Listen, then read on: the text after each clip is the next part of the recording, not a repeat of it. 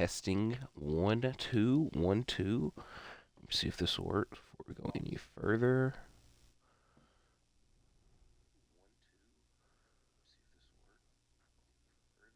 Alright. So if you're watching this on YouTube, then you're seeing something a little bit different. I'm back on Fight Forever. Yes, I'm one of the people that do play this game. But I will be providing my AEW WrestleDream 2023 predictions. The main reason I'm on Fight Forever is the new DLC pack with Hook and Danhausen came out, and I've yet to use it. But this might be an epic fail because it's very, very, very late at night, and I'm trying to play Stadium Stampede mode. And there's a great chance it doesn't work, or we're in a lobby with a bunch of bots. So we shall see. But the main course of action is to get through and talk about this WrestleDream card taking place Sunday. So I should also say, I'm filming this Saturday. Now, Sundays, I don't like uploading videos, especially now it's the NFL season. Don't like bothering people on Sunday.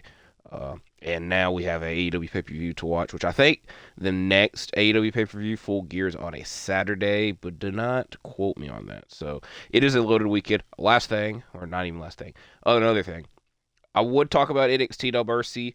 I'm very hyped for the card solely on the No Mercy video game intro that they did for the show. Whoever came up with that idea and whoever did that, 10 out of 10. Praise to you. I love the Easter egg and the nostalgia of it. It just worked perfectly. So, but I don't watch NXT every week. I mainly watch when big things happen on the show. So, like I said, I'm not watching every week, so I don't know everything that's going on. So that's why I felt I probably shouldn't provide my predictions to No Mercy, but I will provide my predictions to WrestleDream. And we have, as of this moment, we have 12 matches, and as always, if like stuff gets announced after I already put the video out, I'll comment down below what my thoughts are on those things, because we still have Collision to happen this weekend. I imagine 1 to 2 things will be announced on it. And like I said, I'll put it in the comments down below. So as of right now, this is all based on the Wikipedia listing. So, first match, Trios Tag Team title match, The Acclaimed and Billy Gunn versus TMDK, Bad Dude Tito. I won't lie to you. Don't know much about him. Shane Haste and Mikey Nichols. Acclaimed and Billy Gunn just won the championships, and I doubt that we'll see a lot of TMDK, so I'm just going to stick with The Acclaimed and Billy Gunn. Daddy ass. Next, Luchasaurus versus Nick Wayne. Oh, alright. I'm kind of breaking the fourth wall here. I play a lot of Stadium Stampede, and as you can see, I'm a level 50. The first weekend this game came out, by the way, I was top 4 ranked. That's the highest ranked I was on this game. Little Bosch has consistently played this and consistently been top ranked. Like, I'm not top 4 ranked anymore because I haven't played it, but it's going to get down to these finals. It's going to get very sweaty, so I'll just warn you that now. Like I said, this is the first time I'm using Hook on this game, and of course he's got to use Dan. That would have been awkward if we were both Hook, so I'm glad he went with Danhausen. So, Luchasaurus, Nick Wayne, I fully imagine Luchasaurus will win this. If he was to lose, it'd be a shot, but he, in technicality, just lost the TNT Championship, so I would, oh boy. I also have no clue what Hook's finisher is in this game. I'd imagine it's that Kata Hachime. Or Red Rum. Red Rum's his version. Alright. First match on the main card to talk about, Ricky Starks versus Wheeler Yuta. And I won't lie to you, kinda a weird match. And it's weird that the Ricky Starks versus BCC rivalry is continuing, because we all thought it was going to be a one-off based off of All Out. But it's continued, and it's produced some good matches. I don't really know the story with this match, though. Also, another weird thing, I don't know if Claudio is hurt, but don't know why he's not on this card. But I think Ricky Starks needs a win, so I'm going to predict him over Wheeler Yuta. I say that, You know, I say his name like that sarcastically because it's spelled like Utah, the state, but it actually isn't spelled like Utah, the state. But I try to say it like Utah, the state. Attention. The safe area. Next match: Hangman Adam Page versus Swerve Strickland. I imagine this is not going to be the last time we see these two men compete because this rivalry went 0 to 100 real quick. A lot of tension has mounted up between the two, so I think it's going to continue on. So I'm going to pick Swerve Strickland to win this. Don't know when was the last time he won on pay-per-view. It's been something I probably should have looked up. For Hangman, he won on the 0 hour of All Out, the Battle Royale.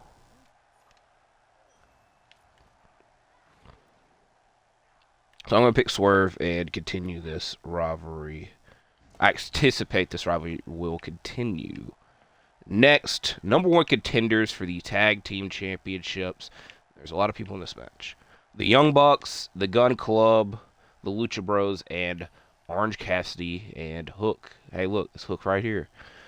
Tag division AEW for a long time was the best in all the wrestling. And I won't lie to you, probably still is, because I couldn't really think of like WWE's tag division besides the Judgment Day. But it kind of just feels like we've seen all the main matchups. Because we've seen the Young Bucks, FTR. We've seen FTR versus Lucha Bros. We've seen FTR essentially versus everybody now off the top of my head. There is a tag team in AEW that is like yet to be like a 2-on-2 team that would light up the tag division in the Golden Lovers. So, you know, that's kind of just an idea I'm throwing out there. But I digress. But again, what I'm getting... All right. Also, kind of, I guess, spoiled who I'm picking for the tag team title match. But, like I said, we just saw Young Bucks FTR. Young Bucks are also the ROH six-man tag team champions, which, you know, those titles ain't on the line on here. Kind of upsets me a little bit. The Lucha Bros, I imagine they're probably going to focus on Rey Fenix being the international championship. I always called it All Atlantic. I'm glad they changed the name of that. All Atlantic's not the best name, in my opinion. I'm trying to debate if I want to carry this bomb or not. Alright. I always try to, like, edit the position. Also, it doesn't help that, like, my... Alright.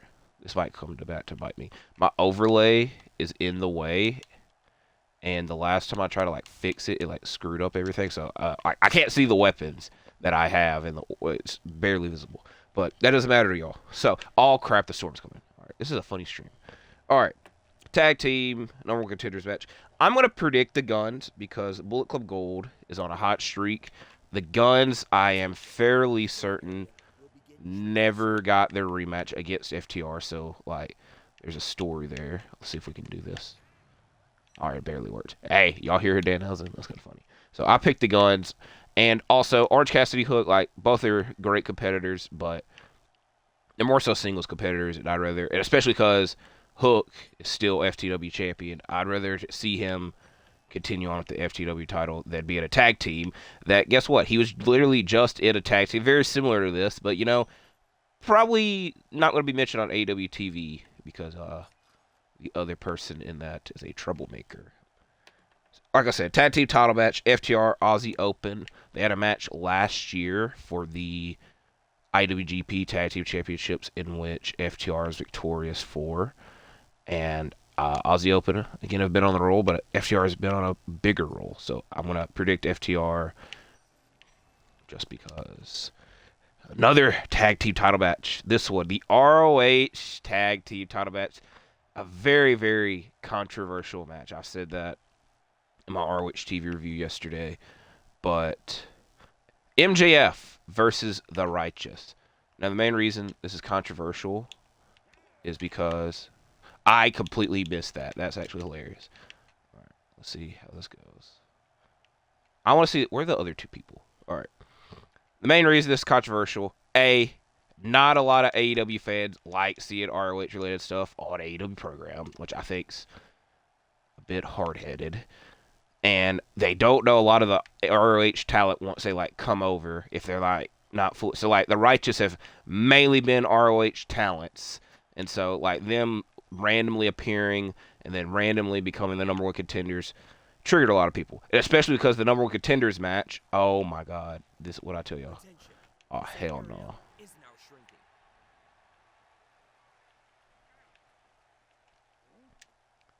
Look, these weapons suck. If I just hit it like regularly, like he baited me. He really did.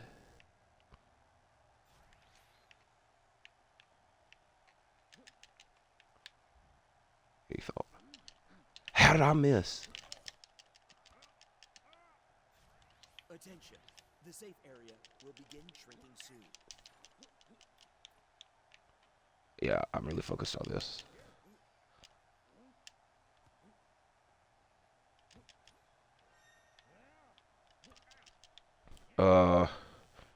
I will say this. MJF is the AEW World Champion.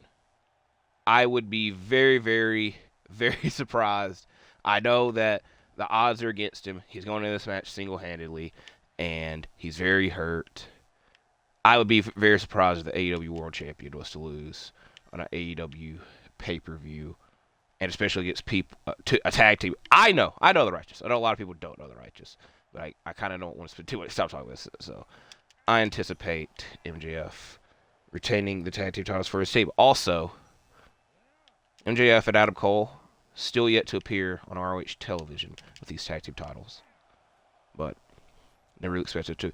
So Young Bucks and Hangman and Page are the six-man champions. Y'all should appear. Y'all should change it. All right, Scorpio, you little punk ass. Oh, look at him. Take him a weapon.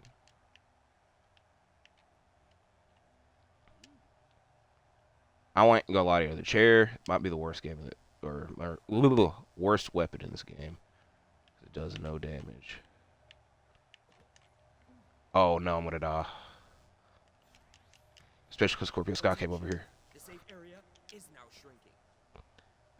And my nose. The main reason I'm also doing this is my nose is runny and my allergies are kicking my ass, so I don't have to do this on camera. So my nose is runny. I got a lot of things going on. I even got to talk about this next match, which is another ROH title match. This time for the world title. Eddie Kingston versus Katsuyori Shibata. Again, small complaint. Why I like Katsuyori Shibata. I have respect for him. But he's the ROH Pure Champion. Why is he getting a world title match? I feel there are a lot of people that could have got a world title match over him, especially because he's already a champion. And I really doubt that we're going to see him win this. And especially because also the Pure title is not even on the line in this. But I understand Katsuyori Shibata being on the card. They're trying to have as much New Japan representation on this card that they could. But it was very difficult for that to happen.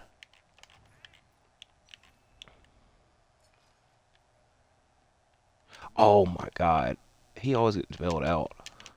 Look at that. Health and the freaking helmet. Wow, I've got these crappy weapons. He's trying to bait me. I really know he's trying to bait me, but he doesn't know that I do have my own stinger. Alright. If I don't hit this, thank you. Look at that. Look at that. Look at that. Gets hit. Immediately gets up. It's able to hit me. Look at that. Alright, I'm glad that one didn't do that much damage, but like... Look. Alright, I'm done with this fucking tennis racket. I know I cussed. That's how triggered I am. And he's got... Alright, I already know I'm going to lose this, but, you know, I'm going to go out on my will.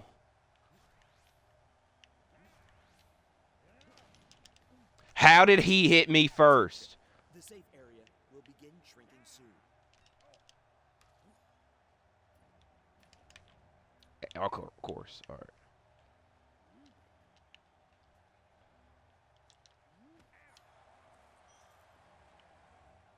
Trying to...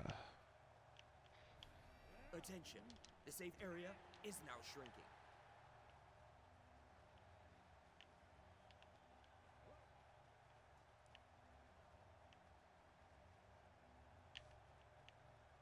So you already know what's going to happen. He's going to have the storm thing. He's going to drink both his stingers, which again, hey buddy, I have my own stinger. I don't need yours.